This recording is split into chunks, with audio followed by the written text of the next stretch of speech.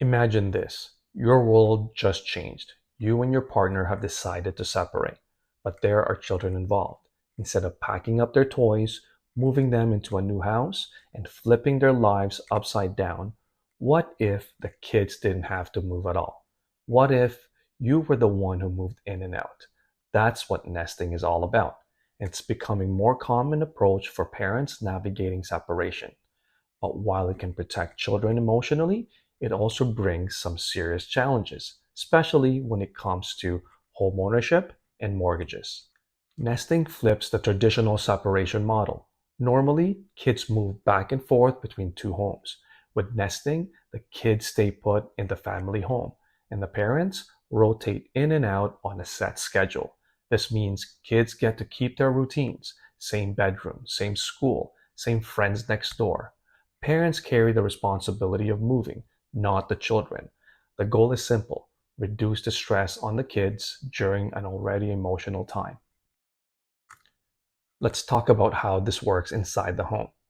Consistency for the kids, bedtime routines, school mornings, holidays, they all stay steady. Kids don't have to shuffle backpacks or split birthdays. Shared parenting, both parents remains hands-on with the same house rules and responsibilities. Cooperation required. This can be the tough part. Parents need to communicate constantly about chores, schedules, or even who left the fridge empty. Privacy boundaries can also be tricky. Temporary solution. For many families, nesting is used as a bridge. It gives the kids stability while parents figure out the finances, decide whether to sell the home, or simply wait until the school year ends. Not for everyone. For some parents, the emotional limbo of sharing the family home without fully moving on can create tension. And of course, managing two residences, even small ones, cost money. Here's where things get really important for homeowners. Nesting doesn't just affect family schedules, it has a direct impact on your mortgage and finances. Both parents usually keep ownership and financial responsibility for the family home. That means sharing mortgage payments, property taxes, utilities, and upkeep. To avoid conflict, these responsibilities should be clearly spelled out in a legal separation agreement.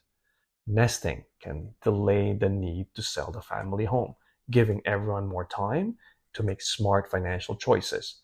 But financing or renewing a mortgage during separation must be handled carefully. Renew too early, and you could face penalties, especially if one parent eventually buys out the other or if the home will be sold. The safest approach: always get legal and financial advice before making property decisions while nesting. Now, let's flip the question. If the kids stay in the family home, where do the parents go? There are a few options. One, shared secondary home. Some parents jointly rent or buy a small apartment.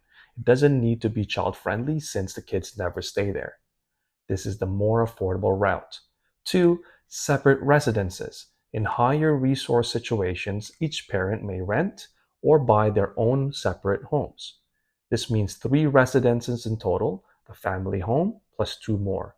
It's convenient, but it comes with serious costs. This is where nesting gets complicated. Even with shared apartment, you're essentially running two households. That means double the expenses: rent or mortgage, utilities, insurance, upkeep. If each parent buys their own home, it becomes triple the cost. Mortgage qualification can get tougher since lenders factor in all housing expenses when reviewing applications. If parents buy a secondary property together, it's critical to document responsibilities. What happens if one parent can't pay their share? Who owns what once the nesting period ends? These questions must be answered in writing, ideally with the help of a legal and financial professional. From a child's perspective, nesting is usually positive. They don't lose the home they grew up in. From a parent's perspective, it can feel harder. Rotating through different homes can be tiring. Sharing secondary space with a former partner can be awkward.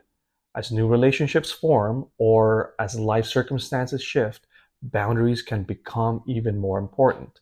This makes strong communication and detailed agreements absolutely essential.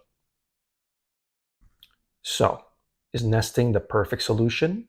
Not necessarily, but here's what it does offer: stability for children during one of the hardest transitions of their lives, time and space for parents to sort through finances, logistics, and emotions before making permanent decisions about selling or splitting assets, flexibility that can soften the landing after separation. At the same time, it requires clear legal agreements to handle mortgages, ownership, and expenses, ongoing cooperation with parents who may already be struggling to communicate, careful budgeting to manage dual or triple housing costs. In the end, nesting is about prioritizing kids' needs first while carefully balancing financial and emotional realities. If you're a homeowner considering this path, remember, professional guidance is not optional. Talk to a lawyer, talk to a financial advisor, and if a mortgage is involved, talk to a mortgage expert before making any big moves. Separation is hard enough without the stress of mortgage penalties, refinancing mistakes, or unclear agreements. I help families make smart financial moves during transitions like nesting. Reach out today and let's map out your options together.